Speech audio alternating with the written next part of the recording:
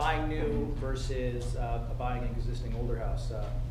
I'm part of a different networking group, and our home inspector has been just stressing this point over the last few weeks, that there's a lot of things you need to understand when you're buying a new house. There's some things you also really need to know and really get checked out when you're buying new. So I'm looking forward to finding out what James has to say about that. So also, just I noticed a couple people were taking pictures. All of the slides will be available on the mailing list. So if you want to sign in to get them, we will make sure that everybody who wants the slides at the end of the day here will get them. So James, do you want to come tell us again? Yeah. About new houses versus old houses? Thanks, Tim. All right. So Tim alluded to a really good point. Even if it's brand new, it still needs to be inspected. Now that's very important. But I'm not going to be talking about inspecting. So if you want to talk about some of the challenges that can come up even in new construction, or some of the things that can be built improperly, Tim's a wealth of information.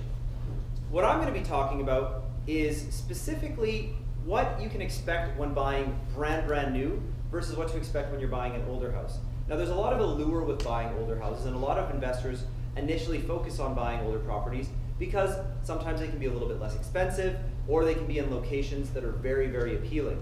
Whereas the newer houses are typically pushed out to the periphery of the city. That's just kind of how Edmonton is built. We build outwards in concentric rings. So if you want brand new, you're about as far away from the core as you can humanly possibly be. And for a lot of people, those locations aren't quite as appealing.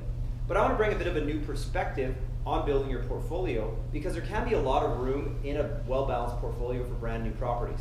So I'm not here to say buy brand new properties. I'm not here to say buy older properties. I'm here to just say consider brand new properties if you haven't considered them before, because there can be a lot of value in adding them to your portfolio. So it's going to be kind of a pros and cons, apples to apples comparison of old and new properties. So first of all, let's talk about older property. What's one of the biggest perks of an older property? Well, you can add value. So this is my little renovation graphic after I finished looking at the horrific images of the north side. I'm going to be going fun of the north side all night. You can add a lot of value with renovations, and that appeals to a lot of people. You know, if you buy a property that hasn't been updated for 30 years, you can get in there with a contractor or put in a little sweat equity of your own and add value. A lot of investors love the ability to do that. The other thing I would like to talk about with older properties is when you're looking at properties that are run down, I really want to emphasize that location is absolutely critical with older properties. And here's why. I'm going to talk about the difference between character and being run down. Now the thing about having a character house and having a rundown house isn't what it looks like inside. It's the location. So think about when you were a student and maybe you lived in a property like this. I know I did. These are wonky looking wooden cabinets stuck at the top of the staircase, maybe in the 70s. This is like a sheet of lino in the bedrooms upstairs. It's kind of got like angled cove ceilings. If this was in a marginal location, it would be deemed to be unrenovated. But near the university, it's got character. You look at, you got your creaky old hardwood. This hardwood, some of the finish is worn off, and the door doesn't really match because the door isn't the same age as the hardwood, and you can tell the baseboards were put on sometime between the hardwood being done and the new door being done, and these blinds were probably just picked up at IKEA. Again, if this property is kind of in your red zone, for example, on the north side, this property is run down. But when you put that property in a really tight location, like say Forest Heights, or near the university, or Strathcona, or even Westmount, now it's got character because it's in a desirable, trendy neighborhood people want to live in. One more example of the difference between character and rundown. This property. This is just a beautiful mismatch all over the place. These tiles look like they could have been installed in the mid-90s. These are the original wood cabinets from the late 50s when this house was built. At some point they put in a new countertop with a sink. But then these white cabinets look like they could have been installed in the 2000s, but then they've kind of got the goldy brass 80s hardware on them. And then on top of it all, they painted a powder blue. If this was in the red band and the north side, people would walk in and say, wow, this is a hodgepodge of renovations, but in the right location, it's character. So when you're looking at the renovation quality of the house, be really aware of contextually where you're looking at it for the location. Because the benefit of older properties is you can pinpoint really, really dynamite locations. Now, with older properties, and Tim is probably going to be able to speak to this even better than me, but you're going to end up in what's called a maintenance cycle. So this is Parker's arm, and these are some Band-Aids, and I said I needed a picture of a Band-Aid on a Band-Aid on a Band-Aid, and nothing came up on Google, so we actually did a little photo shoot today of this. So let's just go back a slide. This is what a Band-Aid on a Band-Aid on a Band-Aid looks like. Instead of saying, you know what, we need to renovate this thing and make it look awesome, at some point they're like, well, the floor is shot, so let's replace the floor. And then at some point they were like, the cabinets need painting, so let's paint the cabinets. And at some point they said, well, why don't we repurpose this door hardware? Or maybe they repurpose these cabinets.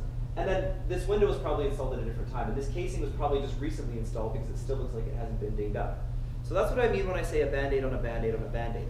When an older property has been a rental for years and years and years and years, what most landlords are prone to doing is just repairing and maintaining stuff as needed, instead of wiping it out, using it as a clean slate, and renovating it to like new.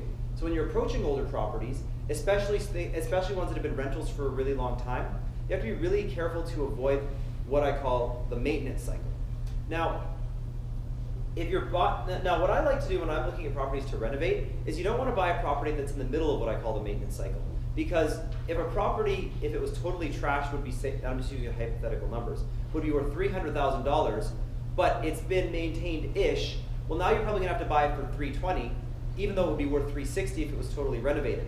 So usually it's a lot nicer to buy a property in worse condition than property that's been Band-Aided on Band-Aided on Band-Aided. Because that owner is going to say to themselves, well, but I replaced the flooring and the cabinets and the casings, when everything else that they're on top of is still in really rough shape. So if you're going to be buying older properties, be wary of the maintenance cycle. Because while you think you're adding value to your property by maintaining it, you can actually be hurting it by having it look like a mishmash, especially if you're in a poor location. Now, in conjunction with the maintenance cycle, older properties typically have higher turnover costs associated with the maintenance cycle. The older a property is, and the more poorly maintained it is, the more maintenance it's going to take when you turn it over.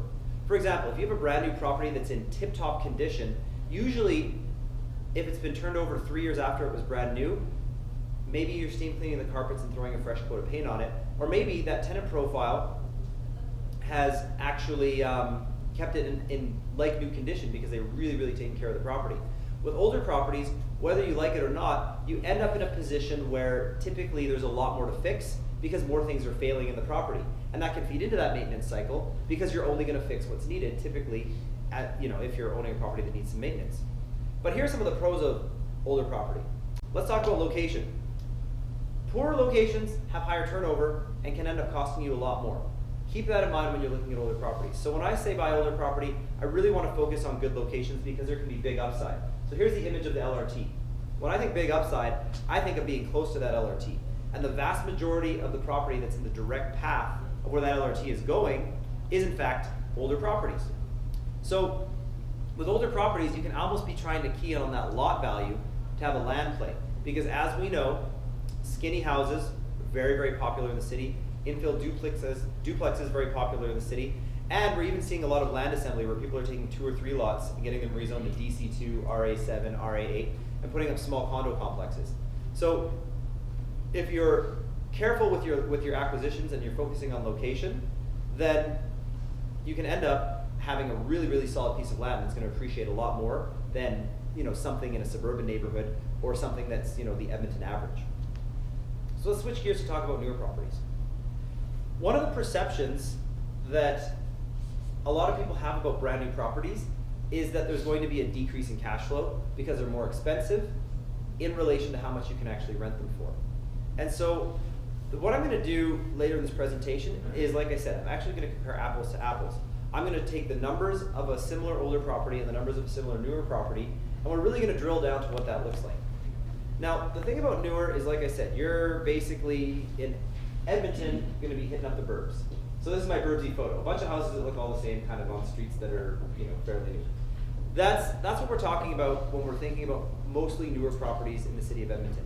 We're going to be in the Henday South area, we're going to be in the Henday North area, and then we're also going to see the Henday West area.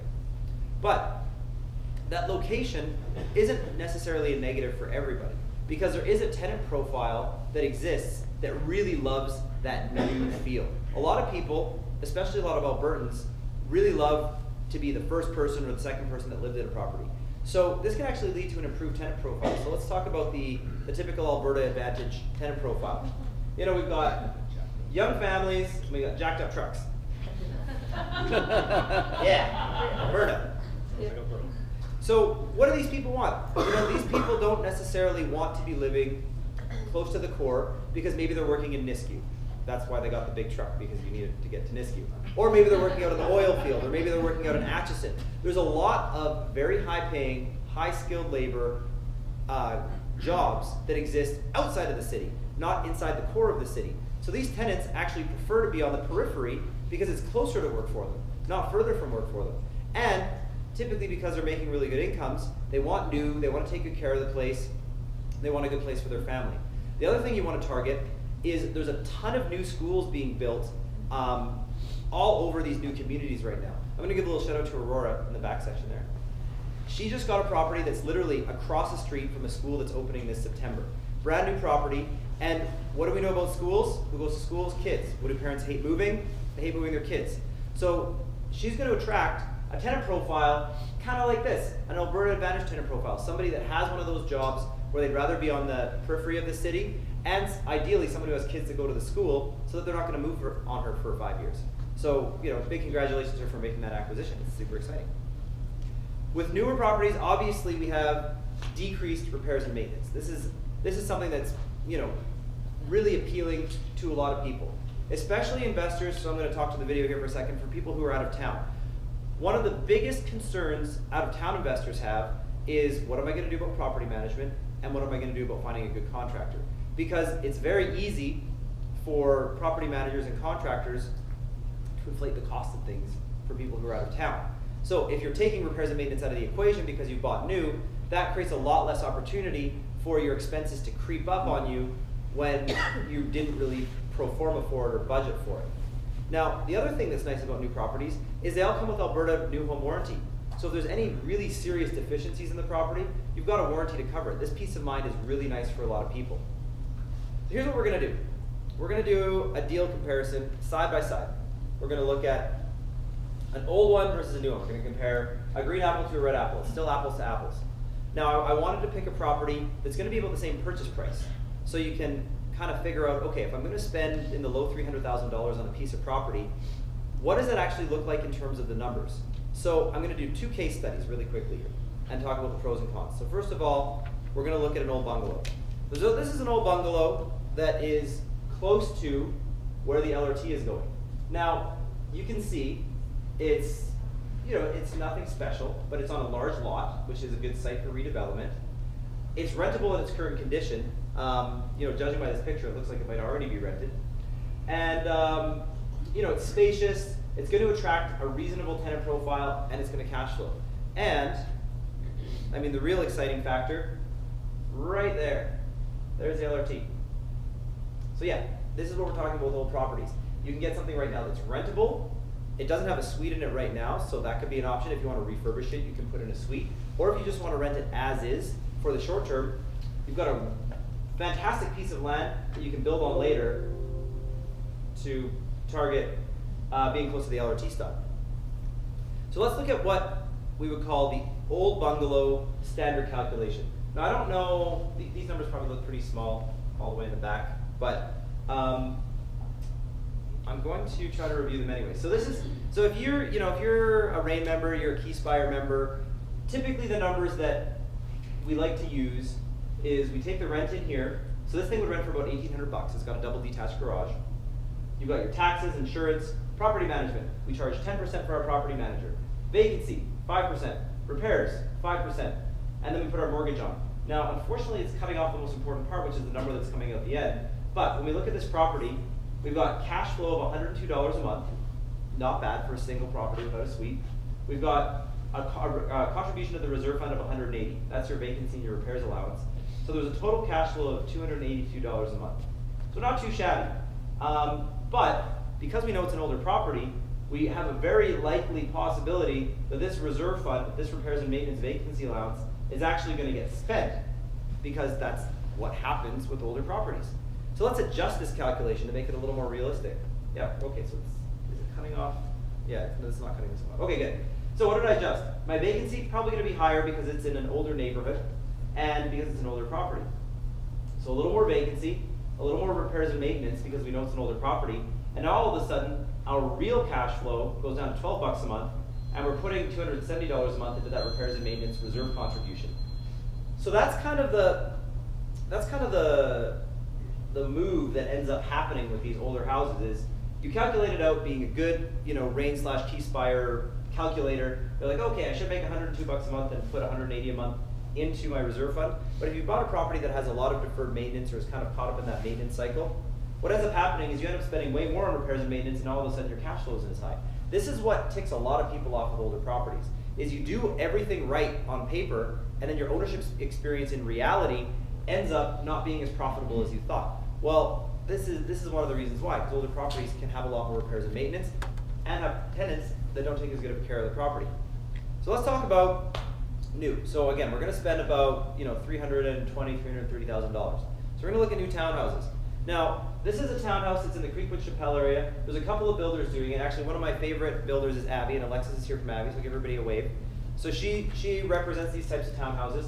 They're awesome. So that school I was talking about that Aurora got close to, right here, Aurora bought from a different builder, but they're both fantastic builders, and Alexis is just the most wonderful person ever, so you got to talk to her. And so we got the school right here, we got the park. Is it the park there? Is that where the park is? The park's there? It's just to the southeast Oh. of that. There's a park here, there's a school here, that's all you need to know. Boom, townhouses. So, if you do that, let's do that.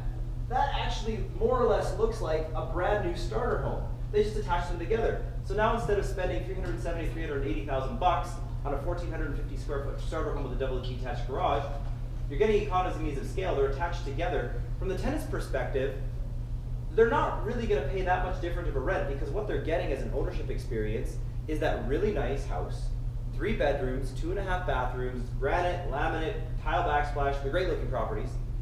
And it's close to the school. They still get a little bit of a yard. But you as the owner, because you're saving $50,000 to $60,000 on the purchase, your cash flow goes way up. And so the numbers actually look a little bit more appealing. So let's check that out. So we're buying the place. This one was $319 on the dot. They range between $320 and $340, I think. So we're collecting.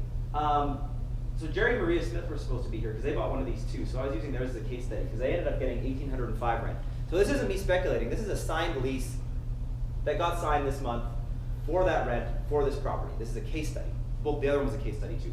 So this is real stuff. We're learning about deals that you could be doing. So let's run through it. So again, we're being good calculators. We're using the numbers we're supposed to. Vacancy 5%, repairs 5%. We got our mortgage, our property management. So our cash flow is about $155 a month. Our reserve fund contribution is going to be about $180 a month. So our net out is $335. But it's brand new. So we can swing the pendulum the other way. Because we're not going to be dealing with a whole bunch of repairs and maintenance and calling Tim once a month to come fix a leaky tap and a squeaky door and a popped nail, it's probably going to be a little bit easier to property manage. So this is what I would challenge you to really look at with the numbers for new, and this is why a lot of people are starting to head in that new direction. Self-management. I know. Tenants. Ooh. But when the tenants aren't calling you all the time for repairs and maintenance, and you have a tenant profile that makes a ton of dough in the industrial sector, often your ownership experience is just depositing a check once a month and renewing the lease once a year. So new properties are way easier to consider self-managing, and that drives a lot of money to your bottom line. And I've down the repairs allowance to 2%. Why? Because you're going to want to save a little bit of money for that steam cleaning on tenant turnover, but because there isn't as much maintenance for the first 5 to 10 years, you're probably not going to spend that much. So again, your ownership experience in reality is going to look a lot more profitable than the projection on paper. So what do we end up with? We end up with $389 a month in cash flow. We have 126 reserve contribution. Sorry, you'll be able to download these slides. Our total is $516 a month. So if you're worried about cash flow, again, our predicted cash flow is pretty much the same in both properties. But the cash flow that we're likely going to get in reality as an experience of owning the property may actually be a little bit higher in new, which is something that surprises a lot of people. Now, I want to summarize by talking about older property versus newer property. So, older property, it's exciting, it's sexy, it's your black diamond. You know, this guy's crushing it, he's having a great time. It's much more difficult, it's a little bit more high risk, but it's more rewarding. Because if you buy something near an LRT stop, you're making a lot more money. If you buy something that you're renovating and refurbishing, now you're getting a lot of sweat equity upside. Both of those things have more risk associated with them. They require more expertise. That's why it's our black diamond expert. But if you're gonna buy something brand new, well, now you're just cruising groomer. Look, there's even a couple of little kids skiing with me. It's great. It's easy. You're cruising. You can have a really great day on the mountain just hitting the green runs. And so that's the argument I'm making. Higher risk, higher reward, higher level of profitability when you go with those older properties, but you can still have a great time with newer properties and still build a really profitable portfolio. So when you think about new properties, there's a little bit less effort required. And because there's less effort required, there's fewer opportunities to make those big, sexy appreciations, like doing a renovation or being near a site of redevelopment. But if you want to be just as chill as this guy in your armchair, new properties might be a good option for you. So that's my general examination of the pros and cons of new versus old. I'll just open it up to a few questions. You just touched on it there, appreciation. Do you expect less appreciation in new areas than versus old areas? Well, I would say the new areas, if you do a survey of the city of Edmonton, and this year the city of Edmonton appreciated by 3%, okay, your new area will probably appreciate by that city average. But if we're targeting like the Arena District, we're targeting where the LRT is about to open, those areas are going to strongly outpace the city average. Now, but that's my slide about cruising the groom run. You can still make a great ROI with average appreciation. But if you're after those bigger swings, that's when you want to be in those more happening locations. Yeah. Let's say if you have a single family home on a corner lot in the inside the ring road in like zone 16, so Sky Rattler area. Yeah. And it's a 50-foot wide lot. Now, it's rated R1, it's just a single family dwelling. How long does that maybe take for it that you could maybe build a half duplex or 2 half duplexes on it? I'm thinking like a 20 or 30 year play here. So if you wanted to subdivide it into 25 lots, that's about a 5-month-ish process. If you want to get it rezoned to RF2 to RF3, again, that's about a 5 to 6 month process. Right now, with what's going on at the city, you'd actually have an easier time subdividing into 2 lots than getting it rezoned. The subdivision is typically more of a slam dunk right now. Okay, so it changes yearly or whatever with the times the. Well, it is a government. It doesn't change year to year. It changes electoral term to electoral term. It's a slow-moving beast. But generally right now in the city, if you did a survey of every lot, on average, it's easier to subdivide than it is to rezone. Okay, thank you. As long as it's 50 feet wide. Sam? Do you think paying premium when you buy new? You think you're paying a bit of a premium?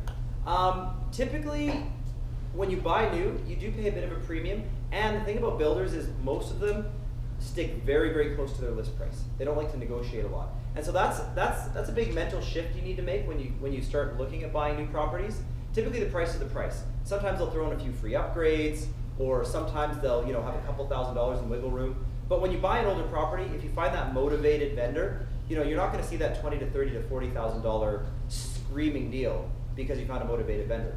Builders are motivated, but they're not as motivated as that 1 in 10 person that really needs to sell.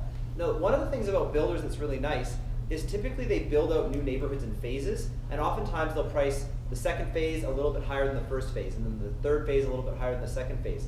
So if you happen to find a subdivision you really like and get it in an early phase, often your appreciation is built into the builder's phase build plan. And Alexis is selling phase 1, she just whispered it. I'm just thinking about entry level, either new or old property, everything else kind of comparable, and looking at, say, all right, a 5-year hold. Like you say, okay, buy this place for 5 years and then reassess whether to keep it for another 5 or sell it. Main concerns would be, I don't like to use the word depreciation, but rather appreciation. Like, market changes are going to affect, we've got a bungalows differently, they're going to affect two-bedroom apartments and condos. Absolutely, They yeah. always have. So on new versus old, of kind of comparables, you know, a three-bedroom bungalow in an older neighborhood, a similar square foot place in a newer neighborhood, you know, appreciation and market change. Well, and that's just the point that I was making. So I definitely want to echo your comment that different neighborhoods are going to appreciate it differently at paces. And so, again, in those newer neighborhoods, your investment strategy isn't about making an appreciation play. Your investment strategy is about being the guy in the armchair, where you're going to pay down the mortgage. That's going to create a really good, slow and steady equity growth for you, and it's going to appreciate at a modest return, whatever the city average is. That's going to create some nice growth for you, and you're going to have fairly predictable cash flow. And again, if you're one strategy that I know a lot of people are starting to gear themselves up for is what they're calling like a no maintenance strategy. So every 5 to 10 years, they're selling everything, taking the profit, and then buying a whole bunch of brand new stuff again. So they're always just cycling their cash right to the start of the life span of that property. So that's the way that you can avoid hitting the worst part of that depreciation, because 5 to 10 years out, people still more or less consider it a new property when they're going to purchase it on resale. So if you can get in before people say, oh, it's 15 years and I'm 5 years away from a furnace and a roof and this and that, don't wait till the 15 to 20 year mark. A lot of people like cycling their properties in that 5 to 10 year mark and just try, in the Edmonton economy, finding the time in that 5 to 10 year window when it makes the most sense to sell. Yeah. But isn't it when you're holding on, like you buy and hold for a really long time, and yes, you do the renovations, you've got the money because you paid down the equity over that time. Like, there's a price to getting in of real estate and a price, because we got to pay you, and a price of getting out of real estate as well. So buying and holding, even though you're having to put in $20,000 or $40,000 and get it back up to ship shape with a roof and new windows or some of the interior stuff, have you thought about that comparison point? Well, I wish my realtor fees were $40,000 on a $350,000 place. But I didn't mean to be a little facetious. You're making an excellent point that I want to build on, which is really get your numbers dialed in, because there is going to be a tax implication to selling. Yes. And there is going to be transactional costs. You're going to pay lawyers, and ideally you're going to pay me. So, are those costs worth less than the cost of replacing everything, or are they worth more than the cost of replacing everything? Because if your transaction costs are a lot less than your looming maintenance bill, it might make more sense to just pay a quick transaction cost and start anew again. I think I saw a hand. Yeah? Hey, James. In your case study, am I just interpreting that correctly? It was a non-condominiumized townhouse? That's correct. That's why there was no condo fee. So there's a whole bunch of these non-condominiumized townhouse type units popping up all around the new developments, and I think they're great. Now, again, because they're not condominiumized, there's not a consistent way for the roof to get replaced and the siding to get replaced and the windows to get replaced all at the same time by all of the owners. So that might be an awareness to have if you're going to jump into this type of property, that by year 5 to 10, before you start having a debate with your two closest neighbors as to whether or not you're going to replace the shingles this year or next year, maybe you might want to think about exiting before that maintenance conversation even has to happen, and then resetting new again. May I interrupt? Yeah, sure. The ones that I actually have, they have separate roof lines. So Homes by Abbey built these freehold townhomes pretty smartly. So they'll have like one roof line will be this way, and then the other one will be that way. So you'll have full control of your roof as well as the front facade. So it'll be separated with the vinyl on the front, and then sometimes it'll go, the facade will kind of go out a little bit, but you'll be able to have full control of your property, so you don't need to worry about that. Cool, that's a really cool feature. So Yeah. again, know your builder. If anybody has more specific questions, just talk to Alexis at the break. And any more questions? Sorry, with respect to those like townhomes, are they individually like landscaped as well? Well, if you want to talk about them, just we're not going to. Just to be clear, this isn't a place where we pitch deals openly. So if you want to talk about a specific property, that's what the networking break is for. So you guys should definitely be chatting. Okay. I got one. Yeah, Anthony. So, what's the timeline you think that Edmonton might actually allow some of those townhouses with basement suites? I would say the likelihood is less than 10%. They're moving towards allowing them in side-by-side duplexes, but like multi-attached housing, I would say the likelihood is so small, I would definitely not advise building a business plan around that being a possibility. Andrew? I think you already covered this, but are there any areas of the city that both have brand new properties like what we've been talking about, and also future LRT? Absolutely. I mean, all of the areas where the LRT is going, you can be looking at infill properties, but they're also planning on extending the stop at 23rd Avenue south into that Rutherford-McEwen area. So there but those properties aren't brand new anymore. Now that's that 10 to 15 year point. So the people that bought them 10 to 15 years ago could actually be hitting that exit strategy of selling them off before the big maintenance comes in. And now people are buying them thinking they want to be close to where LRT expansion is. Now that particular stop isn't planned for any time in the immediate future, but that could be an area that makes a lot of sense to buy property that is newish. It's on my like 4 times. Last question. With townhouses that are in a condo association with condo Mhm. fees, is Yep. there home insurance typically part of that condo fee, or do you still need separate insurance? So any condominium property, that condominium board is going to have an insurance policy that covers all of the common property. So in a townhouse complex, that would be like the roof, the exteriors, the parking lot, the sidewalks, and then everything that's inside of the property, you have your own owner's insurance policy to cover. In something like a high-rise, there's even more common property. Usually the surfaces in the walls are covered by the building's policy, and then you just insure everything inside of the actual suite. Fantastic. Cool. So great presentation, James. What I took away from that is you really got to check your numbers, and there's benefits to each strategy. I know that I'm a trades guy and I want to live in the core and rip off Band-Aids and fix things, but all of my trades friends have fled to the suburbs. So, it's exactly what you're talking about. So I also love the fact that almost every presentation you find a way to bring it back to skiing. Yeah. It's Mogul Realty Group. It is the Mogul Realty Group. So everybody, thank you very much, James.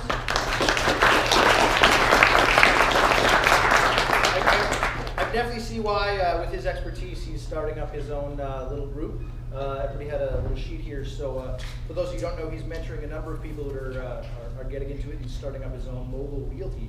So he's, Parker? You got Parker. Or there he is. So two to Rockstar Realtors. So if you have any specific more questions, any one of those 3 can be super helpful. So we're taking a networking break.